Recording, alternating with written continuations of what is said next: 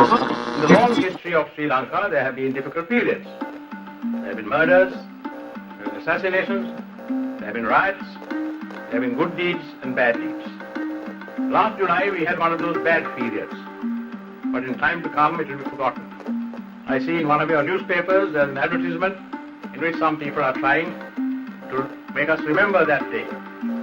It was a fatal day. Several people were killed. It was not done by the government, it was done by a gang of hooligans. So the culture of impunity in Sri Lanka didn't just arise in a couple of years. It's something that is entrenched due to decades of institutional practice. So it's really part of our institutional DNA. So impunity in Sri Lanka has been there for decades. It's not a new concept, and it's basically captures the difficulties, the various challenges, delays in getting accountability within Sri Lanka, within the court system.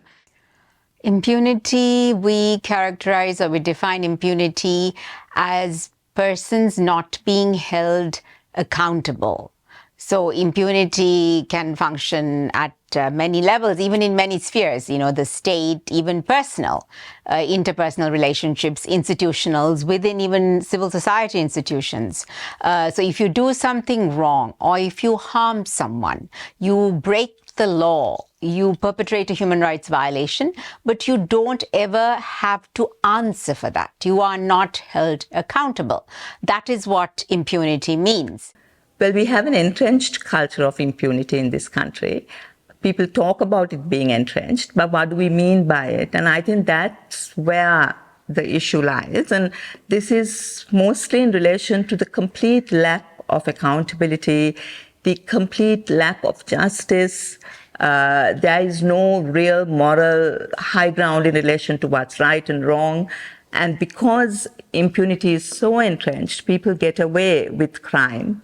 The crime of murder, of disappearances. We've had 30 years of war. We've had disappearances for which we've not had or been able to hold anybody accountable. We have political murders. We have torture in police cells. But even in the personal, we have domestic violence that's fairly widespread. We have rape, where sentencing convictions are really very few and far between, so delays in the law. So there are many reasons. There is the culture, there is the sense, if you have political patronage and political power, you can get away with anything you do, so that leads to impunity.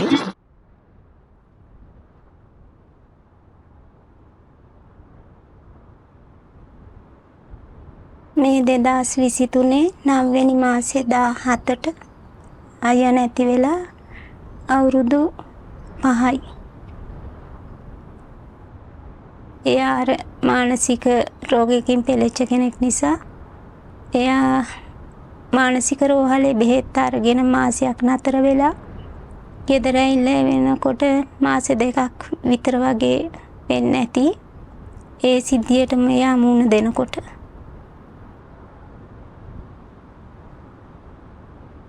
තන bike එකක් නවත්තලා තිබ්බලු එක කාගේද කියලා දන්නේ නැහැ. එයා ඒ bike එක යට සැකයි කියලා හිතලා එයා ඒක අයියා ඒ බයික් එක කඩලා තිබුණා. එයා දැනගෙන ඉඳ තිබුණා ඒක පොලිසියෙන් කියලා. ඊට පස්සේ මේ කැඩිච්ච බයිසිකලේම මෙයාව මැද්දේ දාගෙන පොලිසිය දෙන්න දෙපැත්තෙම ආඩිලා ගිහින් තිබ්බ බයික් එකේ. ඊට පස්සේ මම පොලිසියට ගිහිල්ලා යාම ගෙදර එක් කරගෙන ආවට පස්සේ තමයි අපි දන්නේ යාට පහර දීලා කියලා. එදා ඊට පස්සේ ඇඩ්මිට් කරා යාට ඔළුවේ ඩැමේජ් එකක් තිබිලා යා එතකොට පොලිසියෙන් ගේනකොටත් සිහියක් නැතුව තමයි හිටියේ. යා ICU එකේ හිටියා දවස් 22ක්. ඊට පස්සේ ඉස්පිරිතාලෙන් කෝල් කරලා කිව්වා මේ එයා නැති වෙලා ඉන්නේ එන්න කියලා ගෙදරින්. ඒගොල්ලොන් අත පිහදා ගන්න ඕනි හින්දා මං විතරක් ගියපු නිසා ඒ වැරද්ද මගේ පිටින් දාලා නතර කරා. මං වැරද්දක් කරපු විදියට ඒගොල්ලෝ ඒ වෙලාවේ අස්සම් කරලා අප පිට අයියාව එළියට දාලා එයාලා නිදහස් වුණා. මම දැනගෙන හිටියේ නැති නිසා මමත් ඒගොල්ලොන්ගේ කරපු දෙයට අහු වුණා. අන්තිමේදී නඩුවෙන් කිව්වෙත් ඒකයි. වැරද්ද අපේ කියලා. අපි අප තිබ්බ එක. ඒ වුණාට ඉතින් අපි දැනගෙන හිටියේ නෑනේ.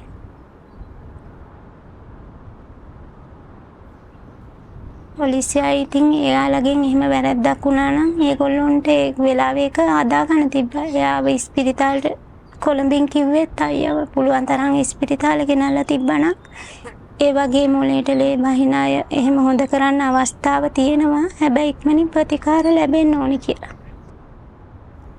ඊට පස්සේ මේ පොලිසියෙන් එන්න කියලා තිබ්බා. අහන්න ගිහින් තිබ්බා. එයා ගියාම මේ මල්ලි ෆෝන් එකේ රෙකෝඩ් එක දාගෙන ගිහිල්ලා තිබ්බා. එයාට මොකක් හරි කරදරයක් වෙයි කියලා. ඔයසි කතා කරලා තිබ්බ මල්ලිට උදව් කරන්නම් මේ ළමයි තුන්දෙනා ඉගෙනගෙන ඉවර වෙනකම් ගේ හදලා දෙන්නම් කියලා තිබ්බා.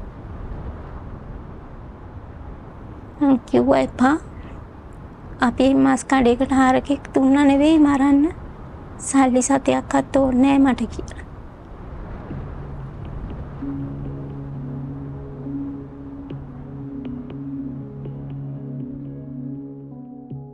Historically, we have had many human rights violations over decades, and no one, or very rarely, have people been held accountable for it. Our criminal justice system has not, our criminal justice system tends to be also politicized. For instance, the police, who are tasked with investigating this. The Attorney General's Department is not independent because it plays a dual role of being the public prosecutor as well as advisor to the government. So you can see there's a conflict of interest. Institutional reform is really important, and we have a bunch of institutions that are responsible for legal enforcement. And I would say, if I was to point to the singular most important reform initiative on the agenda, it would be depoliticization. We need to be able to have these institutions function independently of political actors, because often political actors are either directly or indirectly involved in violations. Over the decades, very few cases have actually gone through indictments, prosecutions, and led to a conviction. And there are different problems around this issue, from delays to evidence tampering to witness victim protection issues where people are threatened, harassed for engaging with the criminal justice system, to really not having the political will by the government to take through prosecution. So there's a combination of factors that has led to delays in getting accountability in Sri Lanka.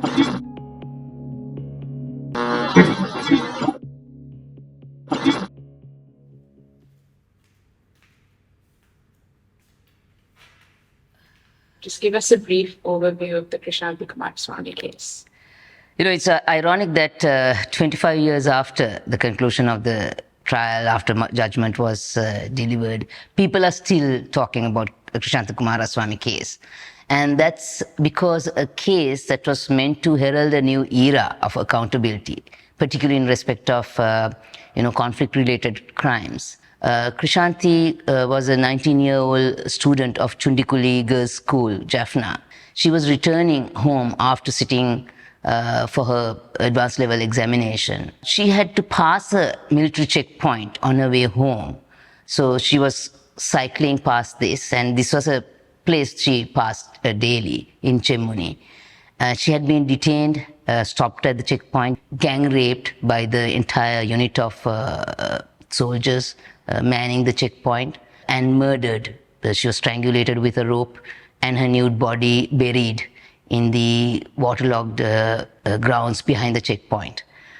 You know, when Krishnanthi didn't turn up after school, her mother, Mrs. Rasamma Kumaraswamy, and her 16-year-old brother and a neighbor had gone in search of Krishnanthi. And of course, there being a checkpoint en route, they had gone to the checkpoint and asked after Krishnanthi, and the military personnel had panicked and detained them in a bunker, and at nightfall murdered the three of them, strangulation by ropes, and they were also buried in a mass grave, the 3 bodies behind the checkpoint. So the case was assigned to me, and it was a very complex case because, after all, the crime is committed in the theatre of war in the midst of an ongoing, a live conflict.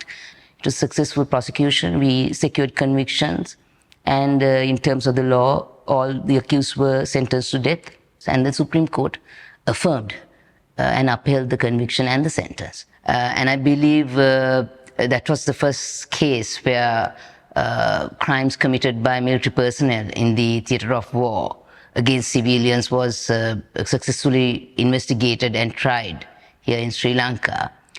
Here, I directed a combined investigation which was carried out by the CID and the military police.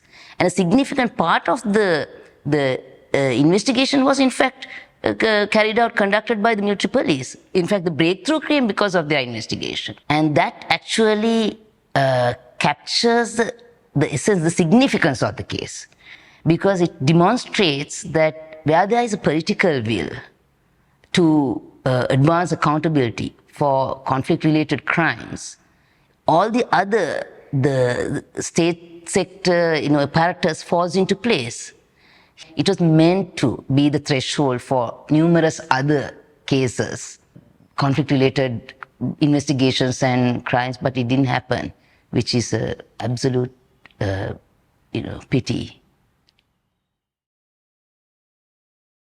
Sri Lanka has witnessed too many ad hoc commissions in the past that failed to ensure accountability.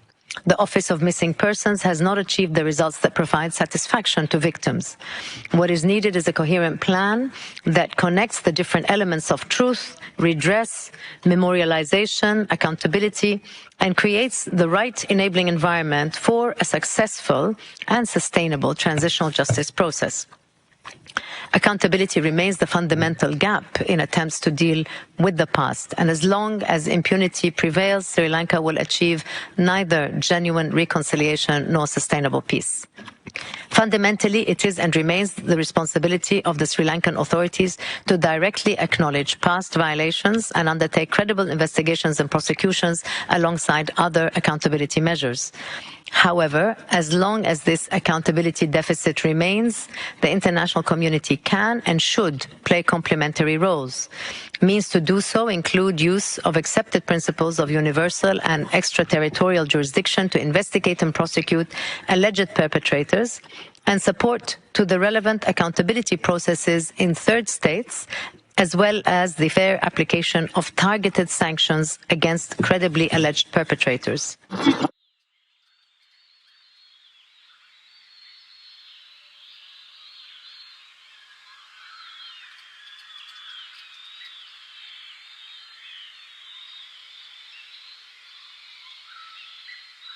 Lalit என் மகன் காணாமல் போயிட்டு 14 வருஷம் ஆகுது. ஒரு நாள் இந்த மாதிரி வீட்டில் இருக்கேன்னா எனக்கு கோல் ஒன்று வருது ஒரு 9 மணி போல். அப்போ நான் என்ன சொன்னேன், என்னடா அப்படி கோல் ஒன்று, நான் சொன்னேன் நீங்கள் வாங்க கதைக்க அப்படின்னு. அப்புறம் கொஞ்ச நேரம் கழிச்சு வந்தோம். நான் சொன்னேன் நீங்கள் உங்களுக்கு தெரியும் எனக்கு, உட்காருங்க அப்படின்னு. இல்லை உட்கார தேவையில்ல, தெரிஞ்சுக்கிட்டால் போதும், கவனமாக உங்கள் மகனை கவனமாக காப்பாற்றிங்கன்னு சொல்லிட்டு போயிட்டு அன்றைக்கி லலித் வராது வீட்டுக்கு. வந்தோடனே தான் எனக்கு சரியான கதை, டிவி பார்த்துக்கிட்டு இருந்தேன். எனக்கு ஒரு பெரிய ஹோட்டல்லேருந்து என்னடா பெரியாப்பட்ட இடத்துல போட்டிருக்கான், பெரிய பயங்கரமாக இருக்குது அப்படின்ட்டு. அப்போ நான் இதுக்கு சொல்லியிருக்கேன் தானே அங்கே போவேன் அப்படின்ட்டு கேட்கல. சொன்னேன் நான் ரிமோட்டில் டிவி பார்த்துக்கிட்டு ரிமோட்டில் அடித்ததுக்குன்னா ரிமோட்டில் பாடல் தம்பிக்கு கேந்தி கூடி போயிட்டு. அது ஒரு பாடு, அப்பா நீங்கள் என்னைய ரிமோட்டில் அடிக்கிறீங்க, அங்கே வந்து பாருங்கள், தமிழ் ஆள், சிங்கள ஆள், முஸ்லீம் ஆள், வேலைக்கு போனவங்க அத்தனை பேர் ஒவ்வொருத்தரும் ஒவ்வொரு நாள் காணாமல் போகிறாங்க. உங்களுக்கு தெரியாது, நீங்கள் ஒருக்கா வாங்க, நான் கூட்டிகிட்டு போகிறேன், கூட்டி போய்ட்டு காட்டுறேன், அப்போ நீங்கள் சொல்லுவீங்க. அப்படி இருக்கிற நேரத்தில் மகன் சொன்னேன், மகன் இது பெரிய எனக்கு பயமாக இருக்குது, நான் வெளியே மனுஷன், எனக்கு 4 பிள்ளைங்க இருக்குது, நீ மட்டும் 4 பிள்ளைங்க இருக்கு. என் மகனை யாழ்ப்பாணத்துக்கு போட்டாங்க. இந்த காணாமல் போனவங்கள தேடி பிடிக்க ஒரு 6 பேர்த்த இன்றைக்கி என் மகன் வெளியே எடுத்துட்டான். அவங்களாம் வெளிநாட்டுக்கு போயிட்டாங்க. என் மகன் நான் கல்யாணம் இவ்வளோ குடும்பம் கஷ்டத்தில் விழுதுக்கு இன்றைக்கி அதை தேடிக்கிட்டு தான் போகிறேன். நானும் ஒரு 4-5 குடும்பத்தை தேடி கொடுத்துருக்கேன்னு சொன்னோன்னு அப்போ எனக்கு கொஞ்சம் மனசு இறங்கி நான் சொன்னேன் சரிப்பா கவனமாக அது வேலை செய்யுன்னு சொல்லிட்டு போகிறாரு. போன அன்னைக்கு மற்ற நாளுக்கு தான் காணாமல் போகிறாரு. கொஸ்கம் போலீஸில் என்ட்ரி போட்டிருக்கோம். யாழ்ப்பாணம் கோர்ட்டில் வழக்கு நடக்குது. இதுக்கு இன்னும் ஒரு சாதாரணம் இல்லை. காணாமல் போனவங்களை தேடின இல்லை, என் மகனுக்கு இவரே தூக்கி காணாமல் ஆக்கிட்டாங்க.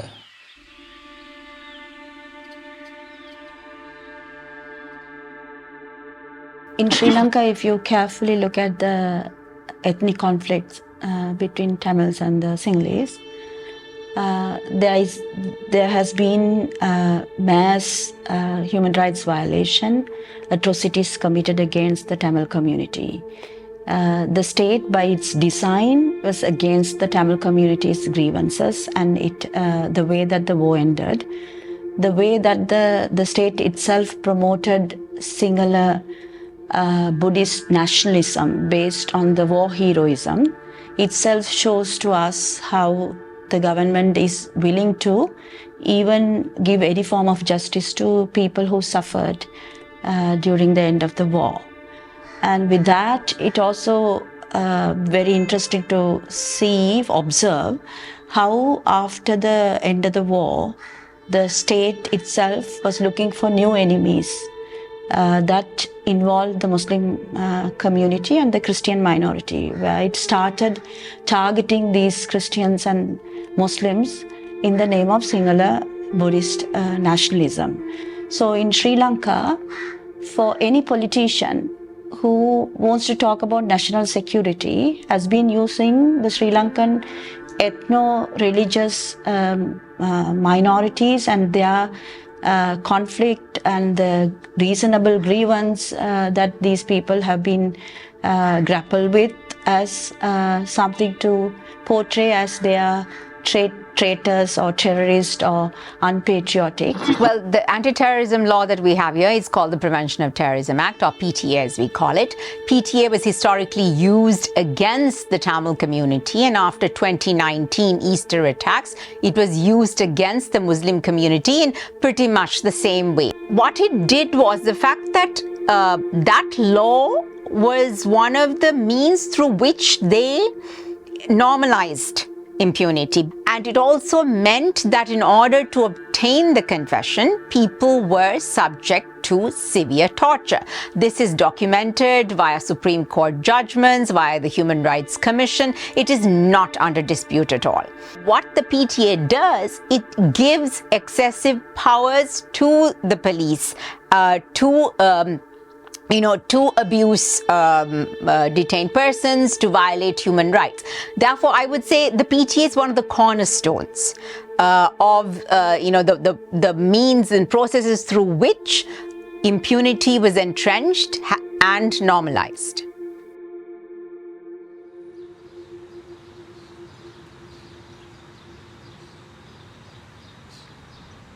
On April 14, 2020, and we were having COVID. It was a normal day in those abnormal times. Around 4 o'clock in the evening, I received a call from a person saying he's from the health ministry and that they wanted to talk to me. So then this guy called immediately, like very quickly called me, we are down your road, we are near your house, can you come out so that we can see you? I stepped out and then I saw this 8 or 9 people, and then they walked into my house and they just proceeded to arrest me, and that's where it all started. I know that I had some of the work I had been doing, some of the positions I had taken on in certain cases and even on social media, and the issues that I was sort of speaking on behalf of ruffled some feathers. I expected some form of harassment. But I didn't think that it will get so severe, that it will be an arrest under the PTA and to be framed for being involved with the Easter Sunday bomb attacks. But that's also the key thing about the PTA, is the fact that nobody is safe. Nobody is safe. It can be applied to anybody under any circumstances. At the time that they arrested me, and for a very long time thereafter, maybe about 6 days, the CID did not have even a statement recorded about me, and that is not to say that they had statement recorded against me. They did not even have a statement recorded about me. Who is Hijaz Hizbullah? They didn't have anything until 6 days went after my arrest. If I was arrested under the normal law, I would have had to be produced before the magistrate within 3 days. But I was not able to get that because of the PTA. So PTA is a very cruel thing. It's a very cruel thing. And I mean, as a lawyer, I had practiced as a lawyer by the time this incident happened for more than 15 years. I had done 1 or 2 PTA cases and had a knowledge of the PTA. But it was when I was arrested that I realized how cruel this law actually is. It shuts you out of the legal system and puts you in this, something that we as lawyers have heard so many times, a legal black hole, where basically you're floating in a place of nothingness, where there is no law. And this is exactly what the PTA does to you. It is a very scary time for me and for my family. And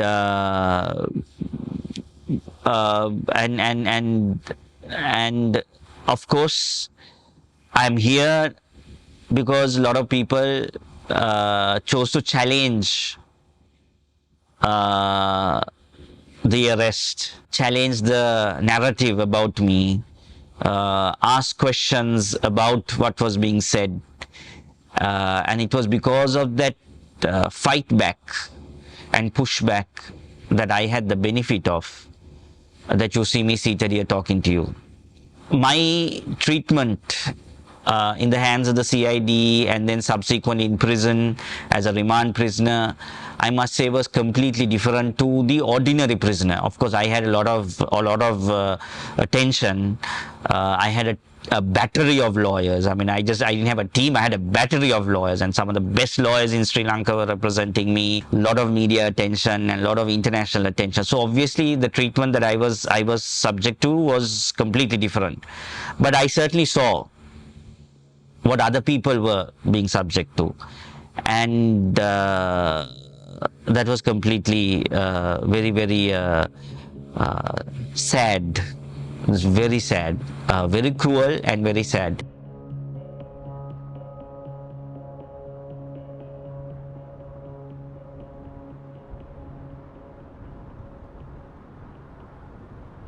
මගේ පුතා 2008 සැප්තැම්බර් 17 වෙනිදා අතුරුදහන් වුණා. මේ මාසෙට 17 වෙනිදාට අවුරුදු 15ක් වෙනවා. එයාව කලින් දවසක නම් මේ get together එකක් තිබුණා මගේ පුතාලන්ට කොමිට ඉන්වයිට් කරලා. ඒකට ගිහිල්ලා එතනින් එහාට ළමයා ගිහිල්ලා හෙයා කට් එකක් ගන්න කියලා බම්බල පිටිට ගියා සිල්ක් එකට. එතනින් එහාට ළමයට වෙච්ච දෙයක් දන්නේ නැහැ. අදටත් නඩුව එක දවසක්වත් අහලා නැහැ.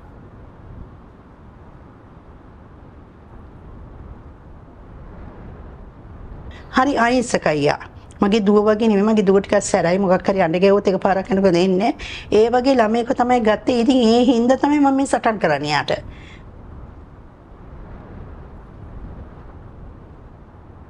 ලෙඩක් හැදෙන්නේ නැති වුණා නම් මට හිත හදාගන්න පුළුවන්. 24 දියාව ගත්තේ. ඉතින් ඒ වගේ දරුවෙක්ට මේ වගේ දෙයක් වෙනකොට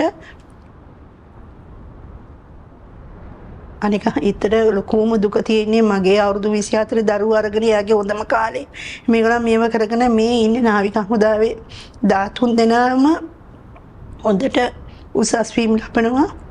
තාම රස්සාවේ ඉන්නවා, සේවයේ නියුතුව ඉන්නවා. ඒගොල්ලන් යම් කිසි වරදක් කරුවොත් ඒගොල්ලන් ඉන්ට්‍රොඩික් කරනවා. එහෙම කිසිම දෙයක් මේගොල්ලන්ට වෙලා නැහැ. මම දන්නා මගේ දරුවෝ දෙන්නේ නැහැ කියලා. ඉතින් ඒගොල්ලන්ට දෙන්න බෑ. මගේ හැම දරුවෝ මට දෙන්නෙත් නැහැ කියලා මට හිතෙනවා. එයා ජීවිතුන් අතර හිටියා නම් එයාව දෙන්නෙත් නැහැ. දුන්නොත් මේගොල්ලන්ගේ හැම දෙයක්ම එළියට එනවා කියලා ඒගොල්ලන් දන්නේ හින්දා දෙන්නේ නැහැ. මේ හොඳ පද්ධතියක් තිබුණා නම්, අධිකරණ පද්ධතියක් හොඳ එකක් තිබුණා නම් ශක්තිමත් මේ දේශපාලන ඇඟිලි ගන්න නැත්තම් අපිට මේ වෙලාවටත් අපි නඩුවෙන් දිනලා කියන්නේ මගේ දරුවා නම් මට හම් වෙන්නේ නැහැ කියලා මම දන්නවා 100%ක් ඒගොල්ලන් දෙන්නේ නැහැ කියලා. ඇයි කියලා මේ ගෙනිච්ච කිසිම ළමෙක්ට මේ එකක් නැහැනේ. කාගේ අම්මගෙනට මං අද අඬන තරම් දන්නේ මම විතරයි. එතකොට අනිත් අම්මලන්ට මේ දුක දැනෙන්නේ නැති වෙන්න අපි යම් කිසි දෙයක් කරන්න ඕනේ. මට යුක්තිය ඉෂ්ට වෙන්න ඕනේ. මොකද්ද කෙරුවේ මගේ දරුවා මැරුවා නම් ඒක එයාට මට DNA එකක් කරන්න පුළුවන්. මට ඇටකට කොහෙද දැම්මේ ලොකු කාලයක් නෙමෙයි අවුරුදු 30ක් 40ක් නෙමෙයිනේ. ඒ හින්දා මට යුක්තිය ඕනේ. අද මිනිස්සුන්ට ගන්න නැහැ බේත් ටික නැහැ වෙනකොට ළමයි පාරට බයිනවා. අම්මලාට පාරට බයින්න බෑ. ඒකට දරුවෝ තමයි යන්නේ. ඒකට මේ දරුවොත් අතුරුදාන් වෙයි. මම අදටත් මේ ජීවත් වෙලා ඉන්නේ මේක ඇත්තට මේ පිට රටවල් වල ඉන්ටර්නැෂනලි මේකට සම්බන්ධ වෙලා ඉන්නේ හින්දා තමයි මම අද ඉන්නේ නැත්තම් මාවත් මේ වෙලාවට මරලා. අපි ඒ ළමයා වෙන පින් කරන්න ඕනේ. ඒ ළමයා මැරලා තිබුණත් පින් කරන්න අපිට විදියක් අපිට හිත දෙන්නේ අපි දෙක්කෙත් නේ අපි මුකුත් දන්නේ. ඒ හින්දා ඇත්තටම වෙනමට යුක්තිය කියන්න. අසාධාරණ මම විඳින දුක මම විතරයි දන්නේ.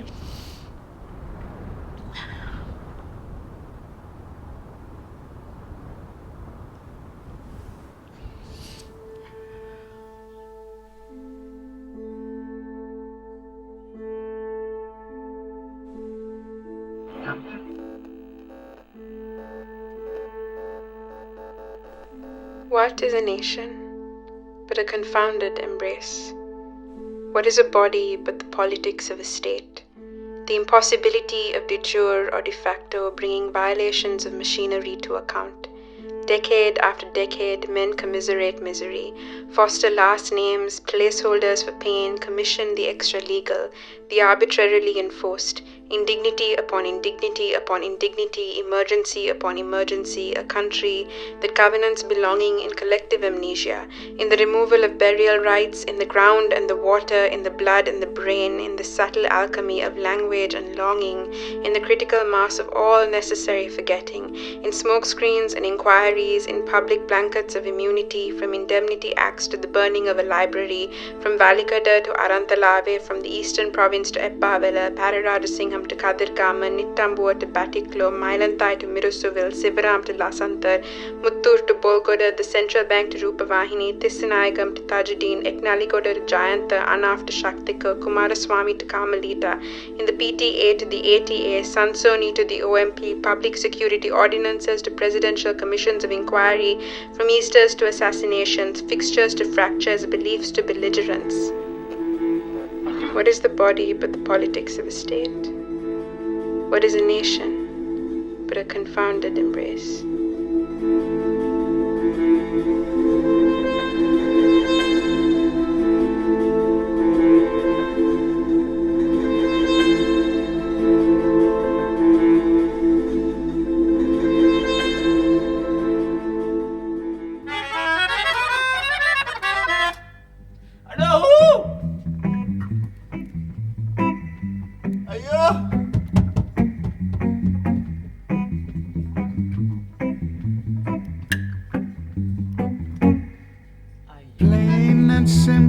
That's how it goes. That was the thinking right from the fold. Abuse not your power and will.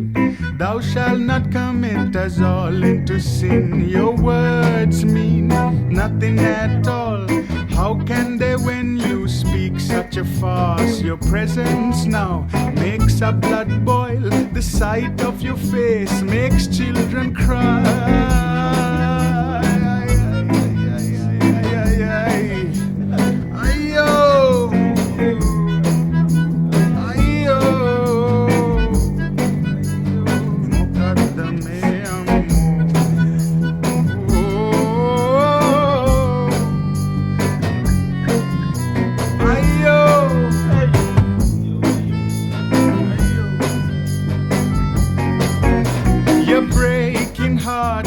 Crushing minds, not a care for this land. You rip it blind.